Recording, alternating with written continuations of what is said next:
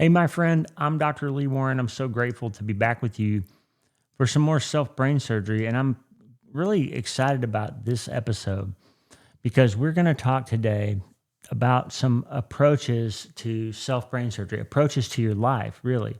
And we talked a little bit last week on the first part of this, what I called planning your self brain surgery. We talked about the fact that most people don't ever bother to think about the fact that they have an approach to life. They never even think about it. They just react to everything. And I think that's legitimately could be called one of the 5 approaches. But in the new book that's coming out, The Life-Changing Art of Self-Brain Surgery, we'll reveal cover to that book to you very soon. You'll have an opportunity to hear me read part of the first introduction chapter, and you'll have an opportunity to figure out how to pre-order that book soon.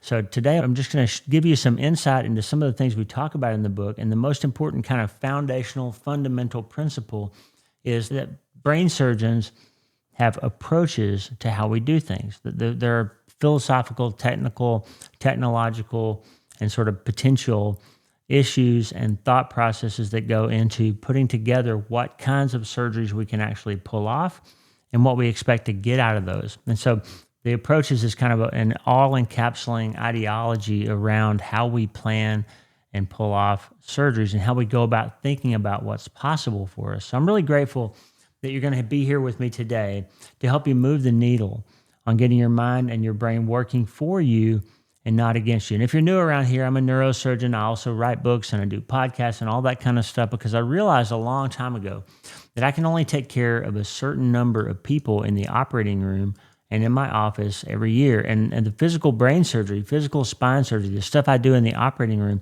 is a limited number of people that I can help. And therefore, I can put my hands on, 5,000, 6,000 people a year in the office. I can operate 300 or 400 or 500 if I have a really busy year.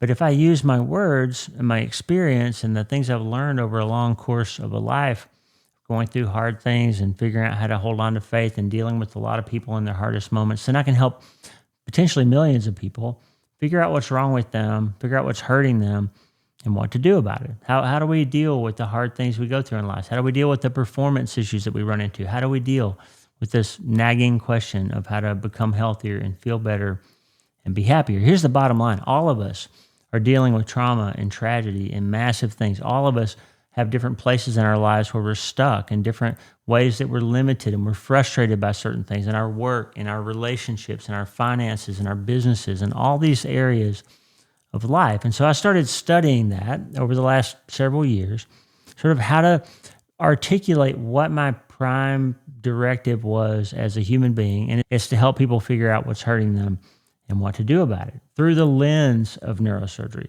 And sometimes with my hands as a neurosurgeon, and I realized over the years that the biggest problem that many of my patients have is not necessarily their physical issue. It's how they're approaching things on the mental side. It's not to say that it's all in their heads, absolutely not.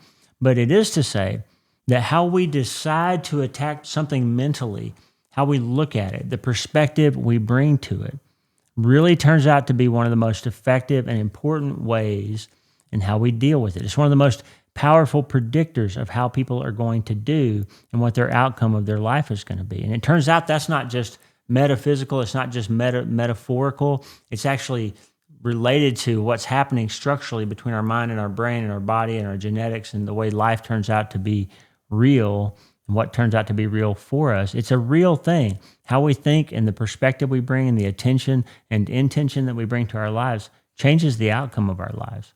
And so my job is not just to pick up the scalpel and cut out your brain tumor, remove your ruptured disc, whatever. My job is to teach you how you need to equip yourself and think about the problems going forward that you're going to face, how you need to arm yourself for the life that you live in, how you can overcome, how you become more resilient, how you find hope when things seem dark, how you handle hard things, how you break through frustrations and limitations, and how you unlabel yourself when you're carrying limiting stories. That's my real job here. And in the School of Self-Brain Surgery, that's what we're going to do. When the book comes out in February, we're going to simultaneously launch the School of Self-Brain Surgery, an online training program to help you get really good at the life-changing art of self-brain surgery. Recently, we learned what I call getting amped up. We did a whole episode and a newsletter post as well about the three gifts that you have, the three superpowers that you've been gifted that can help you dramatically improve your performance in any area of your life. The power to get unstuck, the power to move forward, the power to become more resilient. And those three that I talked about when I said we're going to get amped up are anticipatory metacognition. That's what I call AMP, anticipatory metacognition practice, selective attention, and an exercise called the pre-mortem analysis. So I gave you those three things, but what I want you to realize today is that the only reason that those three things are so powerful is that they all reflect the one thing you have as a human that God did not give to anything else he created, the part that makes us made in his image, as God said in Genesis 1:27, the part that he said was very good. After everything else he created, he said was good. When he made man, when he made humans, when he made you, he said it was very good in Genesis 1:33. You see, since God is a non-material being, he didn't make us look like him. He wasn't talking about how you look that was very good. It's not your arms and legs and faces and your adorable little button nose. That's not what he was talking about. He was referring to what was the thing that made us like him, in that we're spirits with minds who can communicate with him and interact with the physical world. We're not just ruled by our instincts and genetics and neurons. We have choices. We have free will. And we can make decisions of one thing over another thing. And God said, that was very good. And so we're here, my friend, to talk about the fact that we get to choose how we look at things, how we think about things, and the fact that we can think about how we think about things. We get to decide that a habit or a pattern isn't working and that we need to change it. And when we do, our great physician has armed us with the ability to change our minds and change our brains and ultimately change the reality of our situations for his glory, for our good, and for the good of those around us and who come after us. And the good news is, if you're struggling to figure out your purpose, to noodle out why you're here in the first place or what this is all for, remember the Westminster Shorter Catechism. It's succinctly stated it this way: your chief aim is to glorify God and enjoy him forever. You get that right, everything else begins to fall into place because you finally have adjusted your perspective to be able to see things clearly. Now, I want to stop for a second and say this. If you're not a believer, it's okay. You don't have to believe in God. You don't have to know what you believe. You can be an atheist, and it's okay because neuroscience is going to work for you. When I show you how your mind and your brain work together, and explain to you how quantum physics says you have a purpose because the intentions and will and attention that you bring to the world changes the reality of the world for you and those around you, that means that you matter. Your life matters. Your choices matter. That you have a purpose, regardless of whether you believe there's anything more to you than the neurons and the cells from which you're made. So it's okay. If you're not a believer, when I say the chief aim of your life is to glorify God and enjoy him forever, you don't have to believe that. But trust me, when I apply the science to how your mind and brain work together, I'm going to help you become healthier and feel better and be happier. And you don't have to think like I think about why our minds and brains work the way they do, but you can trust me that I'm going to lay it out for you how they work best. I've been a board-certified neurosurgeon for over 20 years. I've been studying mind, brain, consciousness, and the quantum physics of how our brains and minds work for more than 20 years. And I can tell you that regardless of what you believe, learning to operate any system in the best way is going to get you the best results, right? So hang with me. And I'm going to show you today how to leverage neuroscience to become healthier and feel better and be happier. And if you start to wonder why it seems like the system seems to work best in this way, then maybe, like me, you'll start to wonder if maybe it seems designed that way. It's because it was designed that way. And maybe then you'll start seeing that all these coincidences, I put that in quote for the folks listening in audio only, all these quote unquote coincidences, and how the Bible's prescriptions for the best ways humans can live line up with neuroscience discoveries related to human flourishing. And then maybe you'll start seeing how science and faith smash together, and you'll find yourself like a good scientist revising your hypothesis. And that's when the lights come on. That's when it happened for me, my friend. And you'll start seeing things a little more clearly. So last time on the podcast, we introduced the idea of approaches to self-brain surgery, to life, to everything. And I told you that there are 5, one of which is the quote-unquote no approach to life. And today we're going to unpack 2 more of them, and they're going to help you make sense of the gap between where you are in your life versus where you believe you should be in your life. I wrote chapters on each one of these in the new book. I really unpacked this idea because it's foundational to building your life based on how mind and brain work together. It's ultimately essential to understanding that you have a choice in the way that you look at the world and the way you attack problems and the way you react to issues. You have a choice, and I'm going to show you what those choices are. One of them is not to have one, and that's just a terrible one. So if you just react to everything all the time, you can never really make progress in your life because there's always something else that throws you a curveball and to which you need to react, okay? So I told you last time there's these curves, and I put them in the book. I give you a curve for everything. But all of us have this idea, if you could chart out your life on a graph, you have this idea, if you think about maybe happiness versus time, you think that you're supposed to get happier and you're supposed to kind of accomplish a lot and be successful. And there's all these things that we think we're supposed to do or that we believe we should do or we deserve to have done or to have achieved. And then we all have this other graph of where we actually are. And there's this gap between what we think we're called to or what we think we're capable of or what we think we deserve or what we think we would have done if we only hadn't done this thing or if only that thing hadn't happened or if only she hadn't done this or if only he had loved me or if only I'd gotten that promotion or if only I had XYZ. And then we end up in a different place than we think we ought to be. And that creates this cognitive dissonance, this gap, this longing for life to be different than it is. And so what I want you to understand is to remember this. Wherever you are on that curve, and however far the gap is between the curve you wish you were on or believe you should be on or wanted to be on and didn't achieve, whatever got you to where you actually are won't get you to that other place. Because if you keep doing what you've been doing, look in my eyes. If you're watching me on video, my dad always used to snap his fingers and say, look in my eyes, Lee. And if you're listening on audio, just imagine me leaning in and looking you in the eyes and put my hand on your shoulder as a trusted friend and saying this. If you keep doing what you've been doing, you're going to keep getting what you've been getting. Something's got to change. And that's why we need to know that there are other approaches. And if you feel it in your heart that it's time to consider another approach, I just have one question for you. Hey, are you ready to change your life? If the answer is yes, there's only one rule. You have to change your mind first. And my friend, there's a place where the neuroscience of how your mind works smashes together with faith and everything starts to make sense. So I'll ask you again, are you ready to change your life? Well, this is the place. It's Self-Brain Surgery School. This is where you learn the truth about how science and faith are designed to work together to answer the big questions that trauma, tragedy, and other massive things bring us. Here is where you learn to manage your mind, optimize your brain, and navigate your life to become healthier, feel better, and be happier. This is the Dr. Lee Warren Podcast, where we go deep into how we're wired, take control of our thinking, and find real hope. This is where we leave the past behind and transform our minds. This is where we start today. Are you ready? This is your podcast. This is your place. These are your people. And now is your time, my friend. Let's get after it.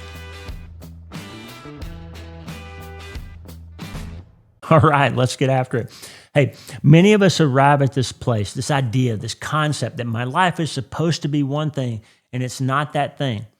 And I keep running into the same reasons why it turns out not to be that way that it should be.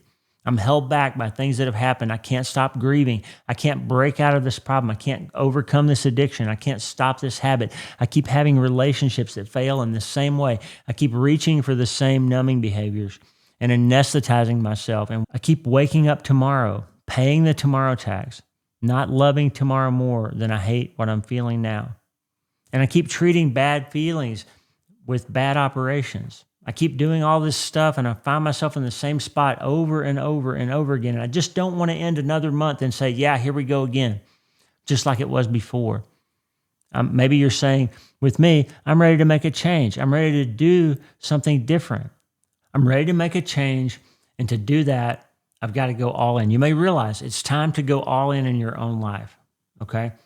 Look, I'm so grateful to be practicing neurosurgery. I just realized along the way that I've got two jobs and I'm equally called to them. One of the jobs is to handle physical neurosurgical problems, ruptured discs, brain tumors, aneurysms, blood clots, head injuries, all that stuff. I love it. I love ministering to people when they're broken, when they're hurting, when they're scared, when their families don't know what to do. I love being the guy that gets to step in and deal with that and help people. And I love the fact that I'm the person that they call when all these things happen, cause pain and limitation to people's lives, and I can make a difference because of my training and my career. I love that. It's the highest honor of my life. other than to be a dad, a husband, grandfather, pop, my grandkids call me. The highest honor in my life is to be able to come alongside you when you got a physical problem and help you, minister to you as your doctor, somebody who cares, somebody who's in your corner and has a skill set to be useful to you. But as I studied, as I wrote about in my book, I've seen the end of you. As I studied people who were dying, who were grieving, who were going through terminal illnesses, who were losing their spouse to glioblastoma. As I studied those people, I started to see that there's basically 4 ways that people handle serious adversity, even life-ending adversity, life-changing adversity. There's basically 4 approaches that people take to that, and I graphed those out, and I've seen the interview, and Hope is the First Dose, and I showed you the what we call untouchables and the dippers and the climbers and the crashers and all those people. If you haven't heard those, go back and listen to old podcast episodes, get my book. It's laid out very clearly in Hope is the First Dose, and I started noodling it out, and I've seen the interview, that second book that I wrote. Is as I studied these people facing the end of their lives, facing things I can't fix with surgery, over time, I realized that God was showing me that there's another part of my calling. That's when I started writing, when I started podcasting, when I started noodling out how to articulate what I've been through and how to use it to help other people, what I've learned in taking care of folks and how to help other people with it, and how to help other people like you with those lessons, because it adds value and meaning and purpose to my life. Okay, I'm telling you this just to say this. You have a specific and a general calling, just like I do. You have a general calling, love God, honor God, to magnify Him and enjoy Him, as the Shorter Catechism says. And you have a specific calling, okay? The work of your hands that you're called to, the ways that you spend your life. Mine turns out to be dual. I'm a neurosurgeon who writes. I'm a writer who practices neurosurgery.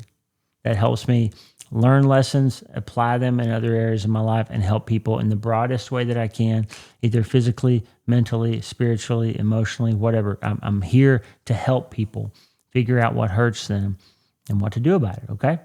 So sometimes it takes a lot of time in your life to figure out what that calling is. And I thought mine was white coat, Dr. Lee Warren, neurosurgeon, but it turns out to be bigger than that. And you know what's true? Most of the things that Jesus reveals to us over time are bigger than they seem to be on the surface. So my calling, it turns out, isn't just to pick up a scalpel, but it's to help you figure out what's hurting and limiting you. So to that end, I'm going to be able to practice that a lot longer than I can practice neurosurgery. When I'm too old to practice neurosurgery, I'll be able still to help people figure out what hurts them and what to do about it. So that's the thing I'm here on this earth to do, to help people see the light of hope that's possible as we smash faith and neuroscience together to understand what's hurting and limiting them and make a plan to deal with it, okay? That's why we're here. So today, we understand that what self-brain surgery is to figure out how to use your mind to tell your brain how to make a better response to what you're going through so that your life gets better, so that things get easier even when they're hard, so that you can find hope and light in the darkest and most hopeless situations. That's what we're here for. That's what self-brain surgery is, friend. That's what you're training for here. And we're going to get after that first approach in just a minute. But first, scrub in with me. We've been trying to do this a lot in every episode. Just scrub in. Take a breath. Hold that breath in for 4 seconds or so. Just relax. Activate those parasympathetics. Get your mind ready to learn and grow. Challenge long-held ideas. Get a notepad or open an app on your phone, or if you're driving or exercising, use your voice memo app, or just think deeply about it. Why are you here? What are you bringing to this episode? What are you bringing to this self-brain surgery operating room that's hindering your ability to go all in your own life? What are you dragging in here from the outside? What distractions that are holding you back can you set aside and give yourself the gift of this time to get after it? And what do you intend to get done in this work that we call self-brain surgery today? Just take some deep breaths and ponder that. Let your mind calm down. Set aside some of those things that are hindering you, that are holding you back. And just recognize that self-brain surgery, this podcast today, is not just entertainment. Because you're not just one of those people that watch sitcoms on the treadmill or play music or something that's a lot easier to digest than getting after the work of serious life transformation. Not that there's anything wrong with watching sitcoms on the treadmill. Sometimes you need that. Sometimes you only have bandwidth for a little entertainment to help yourself recover from something hard that you're going through. But you made a different choice today, didn't you, friend? You're here listening to me with a goal in mind. And so write that down. Why am I doing self-brain for today? What am I after? What is the thing that I've been doing that I can't keep doing if I want to get to a different place than I've been getting? What's the thing that I've been throwing my hands up and saying nothing can help me and I need to change my approach about? What's the thing, okay? That's what the scrubbing in process is for. It's not just about removing the dirt from my hands, getting my hands clean so I don't infect somebody or whatever. It's also about getting my mind cleaned up, getting myself focused, getting ready for the mission at hand. And then I'll stop contemplating and start operating. So think about why you're here, scrub in for a second, get your physiology under control, okay? Mark Batterson wrote an amazing book called All In. And sometimes in August, we do a month called All In August. We're not going to do that this year, but I want you to check out Mark's book and think about this concept of recognizing that if you want your life to be different than it has been, you've got to start doing some things differently than you have been doing. And so one of the things I want to do today is to start agreeing with you that whether you've ever thought about it or not, you do have an approach to the way that you handle things in your life. And in the book I gave you 4, and the first one is something called the nothing can help me approach. Sometimes you get to this place where you think you've done everything you can do. You think you've offended God to the point that he's given up on you. You think that maybe he's not even there. You think you've done everything you could do. You've maximized all the things you could try. You've done every program and every workout system and every diet program and every 12-step program or whatever it is in your life, and you're just not making any progress, and you keep repeating the same ground and finding yourself in the same spot, and you feel like you're out of options. Nothing is going to help. You've tried it. You've tried that. You've tried the other thing. You've tried self-help. You've tried therapy. You've tried medicine. You've tried support groups. You've tried all this stuff. And you just find yourself back in the same place over and over. And finally, throw up your hands and say, nothing can help me. This is just how I am. And just as a moment of mentioning something that's going on in my life, the past week, for example, was one of those weeks when the schedule just got out of hand. Everything took longer than it was supposed to. Surgeries were harder than they should have been. Clinic appointments went longer than they should have been. I was always behind. I was always late. Yesterday, I had 2 podcast interviews scheduled. One of them went off without a hitch, and I had to deal with something at the hospital and had to cancel. The other one had been on the schedule for a long time, and I felt really bad. This is an amazing author. He's got an amazing book that's really going to help you, and I was trying to get that episode out in time to support her book launch, but I had to do something else that was more urgent at the time. So it was just one of those weeks that was kind of frustrating. And when you have a week like that, you end up sort of feeling like I'm doing everything I can do and nothing's working out. Like everything I try isn't happening. I'm just frustrated. And you're like, man, nothing seems to be going in the way it was planned to go. I don't know what to do. Nothing can help me. Like you just get kind of frustrated at the end of your rope. And so I just wanted to tell you, I had those moments too. I had some of them last week. But the problem is, if you're not careful, this idea that nothing can help me can become the operating system or the approach that you take for your whole life. You can just decide that you're the kind of person that nothing ever works out for. You can just make a mental decision that nothing's going to happen the way it ought to happen for you. And Christians can fall prey to this too, by the way. Some Christians just feel like life's hard and it's terrible and someday God's going to redeem it all and I just need to white knuckle it and hang in there. I don't need to be happy. I don't need to be successful. I just need to hang on and keep plugging along and God will redeem it someday. That's a nothing can help me approach. It's also not very good theology because Jesus came and said he came here for you to have an abundant life, by the way. So I just want you to recognize that it's not just atheists, it's not just agnostics, but Christians also that can be frustrated by this nothing can help me approach. Billions of people live their lives with this approach. And if you decide that your whole life is going to be filtered through the lens of nothing can help me, guess what's going to happen? Your brain is going to start making that true and nothing will be able to help you. Perspective matters. It's clear from quantum physics that what you tell your brain to believe is what's going to start happening because you start filtering out using the incredible reticular activating system that you have in your brain. You start filtering out everything that you tell your brain you're not looking for. And if you tell your brain to focus on the things that will verify your belief that nothing will help you, nothing will help you. Okay? So be careful when you choose an approach because you're going to prove yourself right. Okay. Now, again, it's not quite August yet. And we're not doing all in August this year, but I want you to go all in, at least with me, at least with yourself, at least with God, at least with your mind, to be ready to go all in your own life to deal with the things that need to be dealt with, okay? If you hadn't done all in August with us before, go back last year. There's 31 in a row. We did an episode every day in August of last year. So go back and check them out. Maybe Lauren will make a playlist on YouTube of them. They're all audio only. Regardless of whether you do all in August formally or not, though, I want you to gather some community around you. Remember in my book, Hope is the First Dose, the third part of the treatment plan is the rehab phase, and that requires community. You've got to have people around you to get better, okay? We're having tons of people join us on this journey. We have downloads of the podcast in 160 countries in the last month, okay? The world is getting on board with self-brain surgery just at the right time because the book's coming out in the winter of next year. And I want you to arm yourself with a community of people to help you. Find a church, find a small group, find a group of your friends, find some people to go all in with you in your life, okay? The book's coming out. I want you to be ready. By the way, if you'd like to be part of the launch team for my new book to help the world find out about it for the life-changing art of self-brain surgery, email our assistant, Lauren, using the email contact@drleewarren.com. The contact@drleewarren.com. Lauren is putting together a list of people who are interested in being on the launch team. Not everybody who puts their name in will be chosen for that. There's going to be some criteria because we're going to ask some things of you in exchange for some things from us to help us get the word out. But we want to know if you're interested, and we can put together some contact, some communications with you, and we'll figure out if it's a good fit for you to be part of the team. If you want to be in it, we'd love to have you we'd love to hear from you.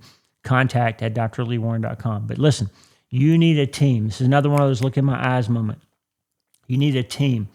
In the same way that I couldn't do my job without my team in the OR. The amazing people, Al and Kristen and Damon and Megan and Jackie and Bree and all of them, Taylor and the whole group of folks, Amanda and the other Megan. We had two Megans, so we said Megan 1 and Megan 2. We got lots of people in the OR that help us, and we couldn't do my job without that team, okay? So share this episode right now before you even finish it. Pause it, copy it in your app, send it to somebody, 5 or 10 people, and say, hey, listen to this with me. Go all in with me. Let's make a group of people who are going to change our minds and change our lives, and let's get after it using self-brain surgery, okay? Find some people that you trust and care about and who trust and care about you that could benefit from this training and say, hey, let's go all in. It's time to stop covering the same ground all the time. It's time to stop repeating the same old patterns of what got us here, because what got us here won't get us there. It's time to break free. It's time to get after it.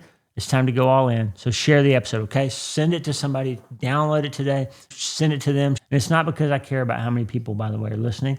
I want every individual person to get the most benefit they can out of my work, whether it's one person or a million. My friend Jenny McLaurin's a good writer. She's a great doctor too. And she said, you take care of the depth, God will take care of the breadth. So you make it as good as you can make it. Let him worry about how many people are going to see it or hear it, okay? That's how she thinks about writing books. I think it's a great idea. Take care of the depth, God will take care of the breadth.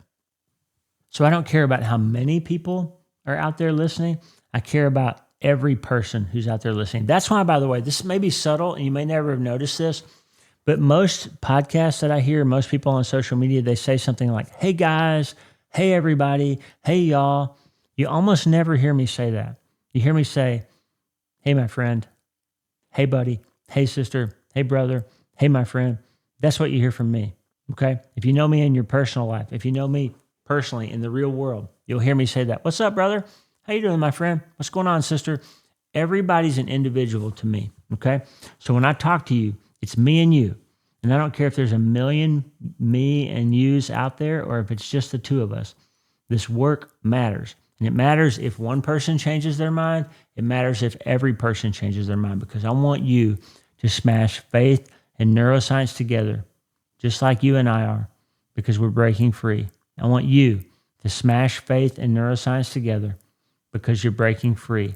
You're taking command of your mind. You're having top-down control of your brain. You're believing that thoughts become things. You're believing that feelings aren't facts. You're believing that not every thought that pops into your head is true. You're relentlessly refusing to participate in your own demise. We're not going to pay tomorrow taxes anymore because you love tomorrow more. What am I doing? I'm going through the 10 commandments of self-brain surgery, right? Why am I doing that? Because I want you to break free, my friend. I want you to recognize that you're not just a victim. You're not just a patient. You're not just a person going through something hard. You are a performer of self-brain surgery. You're the doctor.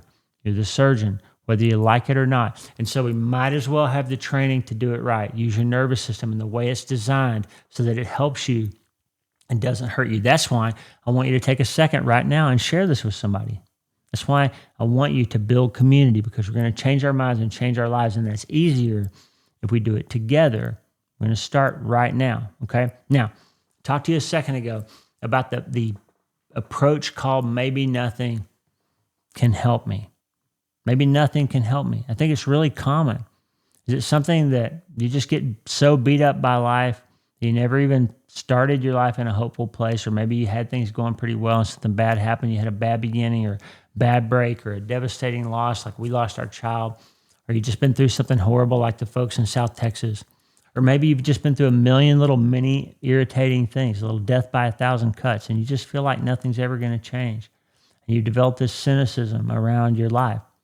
And that's the nothing can help me approach. Like basically, I'm the product of my environment. My mom, my dad, my grandfather, my great-grandfather, they were all alcoholics, so I'm doomed to be too. My dad yelled at us. I've got to yell at my kids. That's just how I am. I inherited those genes from my folks. I'm going to be this way. I'm going to be that way. That's just how it is for me. And so I just want you to recognize that the fact is that it's not true. You can break those generational issues. But if you have this nothing can help me approach, I went through this thing and my uncle abused me when I was little, or my brother did this thing to me, and now I'm broken down and wasting away because I just don't know how to think any differently than I am. And that's just how I am, and I can't fix it. I'm stuck with this. This trauma happened and I can't fix it. Nobody can help me. I've got ADHD, and that means I can't succeed in school. It means I can't have certain kinds of jobs because my brain just is different than your brain. It means I just can't fix that. There's nothing I can do about it. I've got OCD. I'm an Enneagram 6, and that means you have to treat me a certain way. There's nothing I can do about that because it's just how I am. You better respect that. And I'm just telling you, friend, it's a valid approach that many people live under, but it's not a very good approach because it isn't true. There's always something that can help you. But if you believe that nothing can help you, then nothing will be able to help you. To the extent that you believe that your brain is fixed, that your brain can't change, that's the limit on your ability to undergo positive change in your life.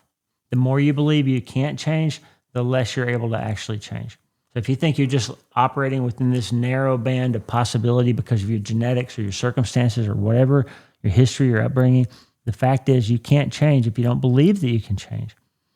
And the extent that which you can have an abundant life turns out to be the extent to which you believe that Jesus can speak into your circumstances, to which you believe that even though the enemy, as he said in John 10:10, comes to steal and kill and destroy, but he came that you could have life and have it abundantly.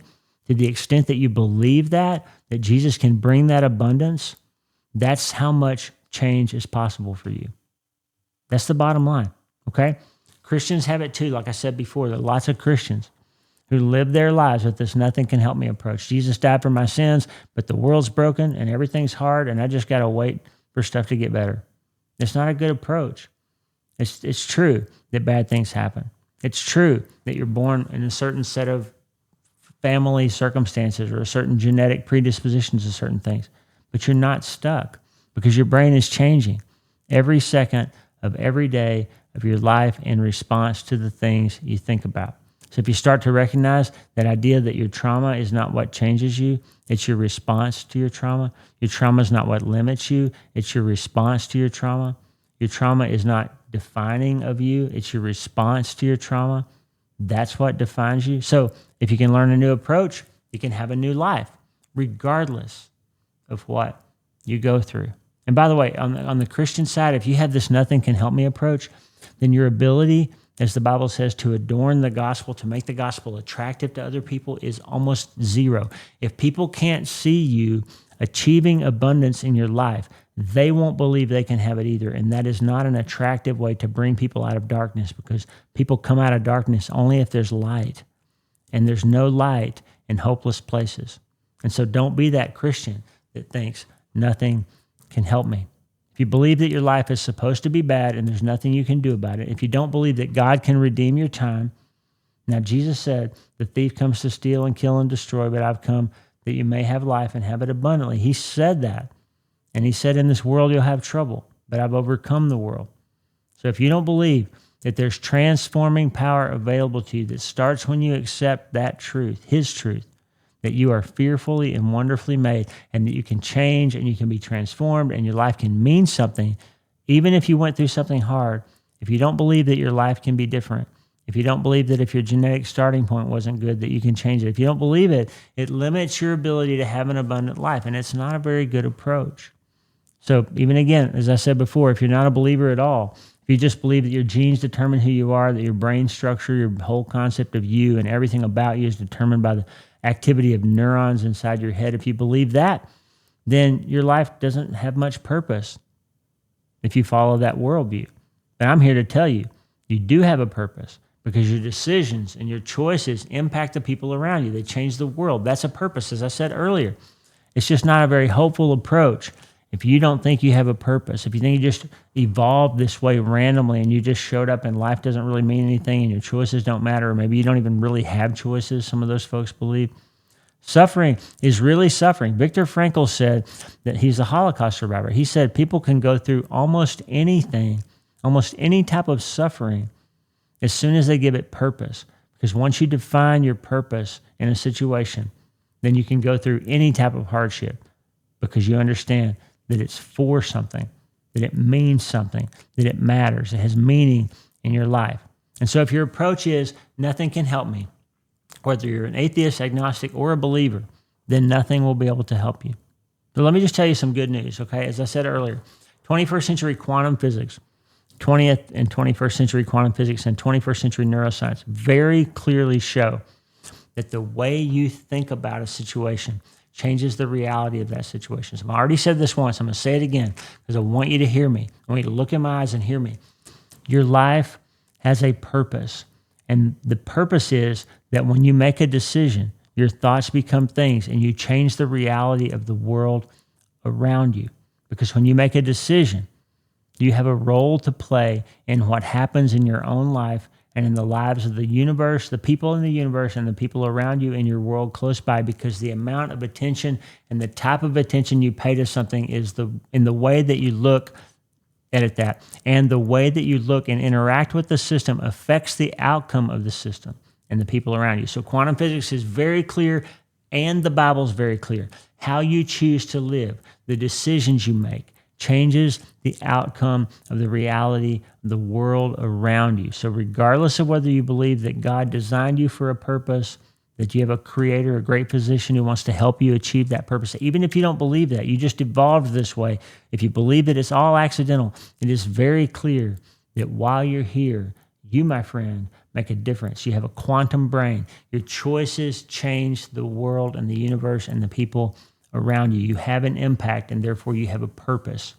Your life has a purpose. So the way you choose to live your life has to be about making sure that you make a positive impact on those around you, that you make decisions that help other people and don't hurt them. That's your purpose, okay? So again, no matter what you believe, you have a purpose and you matter. And I would hope that once you realize that you have a purpose and that you matter, you might start saying, like I said earlier, hey, the system seems designed so that people interact with the system and there's a purpose behind it. So maybe there's a creator who designed it that way. There's all this organization and symmetry and all this non-random stuff. Maybe you'll start asking different questions. Maybe you'll start thinking about the whole situation differently. And maybe you'll email me someday and say, hey, Dr. Warren, I think maybe there's more to this story. Can we talk about that? And I'll say, of course we can. Let's get after it. Let's open that door and let's go deeper and let's figure this out together. Honest pursuit of truth comes from being willing to look at things in a different way and change your approach. Okay? I think it ultimately leads to questions about how we got here. It certainly did for me. It certainly did for James Clerk Maxwell. It certainly did for Isaac Newton. It certainly did for Copernicus and Galileo and Kepler and all those guys who, when they looked at science and they used science to look at the world and to try to find truth, they found God. Heisenberg let quantum physics lead him closer to God. Wilder Penfield, one of the founders of modern neurosurgery, let the human brain and neuroanatomy and the difference between the mind and the brain lead him to believing. He designed experiments that showed him that the mind and the brain are not the same thing, and that opened up his eyes to God again as he got older. And if you just believe that nothing can help you, then nothing is going to be very helpful. Nothing is going to help you unless you believe that help is possible. So believing you have a meaning and a purpose opens the door to seeing that there is a different approach for you because, friend, nothing can help me is not a good approach. So I would encourage you then, like a good surgeon, if you find your approach isn't working, be willing to change approaches. Try them on. Try a different approach out and see if it could work. So there's another approach I want you to learn today. The maybe something can help me approach. Okay? It's this general idea that maybe there's an idea out there that could help me. Maybe I've been stuck, but maybe something will be able to help me. I'm willing to look at other possibilities. This maybe something can help me approach is a good approach, I think. It's a good approach because it moves you from this hopelessness of either not thinking there are any approaches and not even realizing that you have an approach, and moves you away from this, well, I've tried everything and nothing's going to help me, and so I might as well just give up and drink, or might as well just numb myself or just keep banging my head against the wall because nothing's going to help me. Those are not good approaches. So at least if you have this idea, maybe there's something out there that can help me. That's going to lead you to finding a new podcast, to reading a new book, to listening to a new leader, thought leaders, to reading your Bible, to doing something new. And the fact is, if you believe that there's possibly something out there that can help you, then there are consequences to that approach, okay? There's consequences to every approach, just understand. And the consequences to the nothing can help me approach is that nothing can help you if you believe nothing can help you. But one of the consequences of the maybe something can help me approach is this. You find something that seems to work a little bit, and you turn it into kind of a hack for success, and you get a little bit better results than you used to, and you settle for it, okay? Dan Harris, in fact, made a whole industry out of that, settling for, I can be about 10% happier if I just get my mind under control. He dabbled in Eastern meditation. He sort of hacked meditation and took all the spiritual stuff out of it, and he found that, he said, in his own words, I'm about 10% happier. That book was a runaway New York Times bestseller because millions of people said, I just need something that can help me. And 10% was enough for them. But here's what I'm going to leave you with today, friend. We've been talking a long time about these two ideas. What I'm going to leave you with today is this. There's going to be some things that you find that will help you feel a little bit better. They will. Meditation, mindfulness, therapy, medications, maybe for you, alcohol helps some. Maybe you feel that way, okay? But the problem is, if you settle for that something that seems to be a little bit helpful, and you don't get deeper and figure out why it helps you, then you're in danger because you'll settle for that. And then you may run into a situation where 10% happier is not sufficient. I can promise you, if your son dies tragically like ours did, if the flood sweeps the camp away and your kids get washed down the river and they're all perish, some 10%, 15%, 20% happier won't be enough because you're going to be infinitely worse off than you were before that tragedy happened, okay? So you need to prepare yourself to, if you settle for maybe something can help me, prepare yourself for the fact that that approach may lack the power to solve everything you're going to encounter in your life. And so, being a good surgeon again, next week, I'm going to give you two more approaches that can be even more helpful than the maybe something can help me approach. But I don't mind if you just get into that mode. If you've been struggling for a long time with nothing can help me, maybe nothing can ever help me, and you just are willing to say, let me just change to a different approach and maybe something can help me.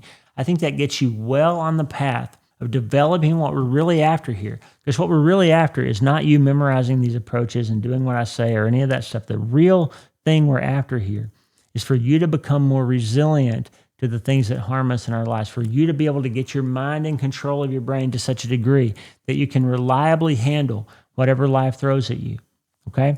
And I'm just here to tell you today that maybe nothing can help me and maybe something can help me. Those two approaches are not powerful enough to handle the really big things that come along in your life. For that, you need at least one of two additional approaches.